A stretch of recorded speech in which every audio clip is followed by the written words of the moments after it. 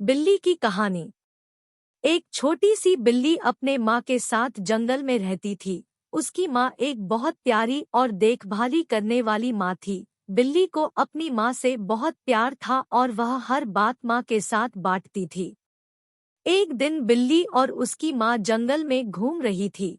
तभी उन्हें एक छोटा सा बिल्ली बच्चा मिला।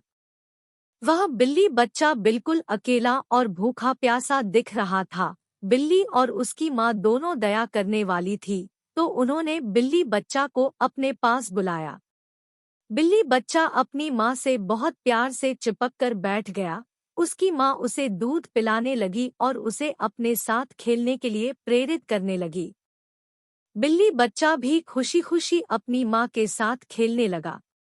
बिल्ली बच्चा के साथ खेलते खेलते वक्त बीतने लगा और वह भी बिल्ली की माँ के जैसा बन गया। उसने भी अपने छोटे छोटे बिल्ली बच्चों का ध्यान रखना शुरू कर दिया। बिल्ली बच्चा और उसकी माँ साथ मिलकर एक खुशहाल और खुशी से भरा परिवार बन गए।